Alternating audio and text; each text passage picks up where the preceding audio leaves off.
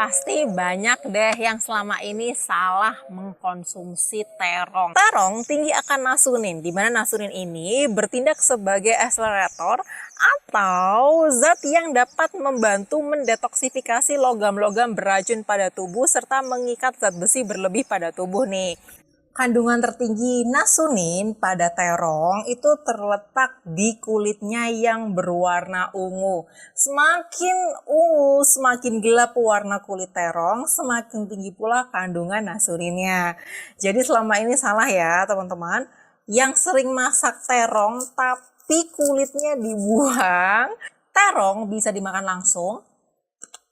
Nasunin juga terbukti dapat melawan kerusakan DNA dan membantu sel menggunakan nutrisi dari makanan lebih optimal, serta membuang limbah beracun yang tidak sadar masuk ke dalam tubuh. Tanpa nasunin, limbah yang menumpuk pada tubuh dapat menyebabkan sejumlah penyakit, termasuk kanker, penyakit jantung, radang sendi, dan masih banyak penyakit lainnya. Terong juga tinggi akan asam klorogenat, di mana asam klorogenat ini dapat menghentikan radikal bebas dari pembentukan sel kanker.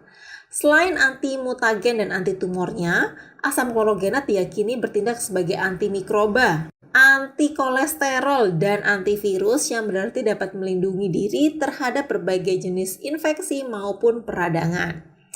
Yang ketiga, nutrisi terong telah terbukti bermanfaat dalam menurunkan lemak jahat, menjaga kadar kolesterol lebih stabil karena dapat meningkatkan sirkulasi dan mengurangi penumpukan plak-plak di pembuluh darah pada tubuh. Terong juga punya efek antihipertensi atau dapat membantu menstabilkan tekanan darah tinggi yang bagus bagi kesehatan jantung.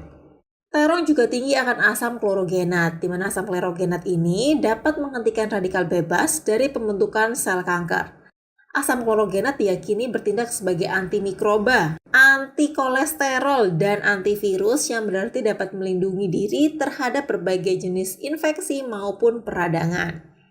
Yang ketiga, nutrisi terong telah terbukti bermanfaat dalam menurunkan lemak jahat, menjaga kadar kolesterol lebih stabil karena dapat meningkatkan sirkulasi dan mengurangi penumpukan plak-plak di pembuluh darah pada tubuh.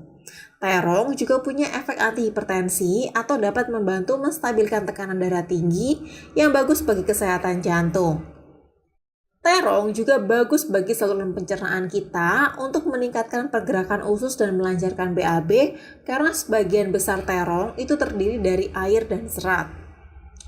Terong juga mengandung sumber vitamin B1 dan vitamin B6 yang tinggi, di mana vitamin B1 ini digunakan untuk menjaga kesehatan metabolisme tubuh, kesehatan darah, kesehatan jantung, maupun fungsi otak dan kecerdasan kita.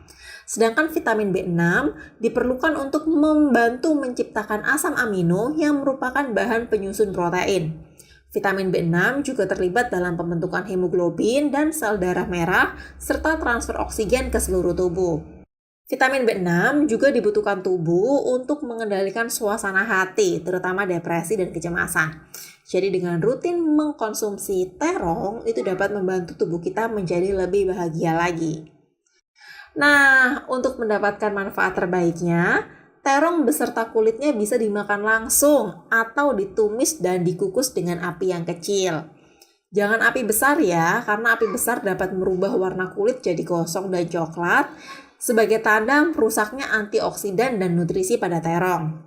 Oh ya, hindari makan terong goreng ya, karena terong dapat menyerap minyak lebih banyak sehingga ketika kalian makan terong goreng, bukannya nutrisi yang kalian makan, tapi minyak goreng langsung.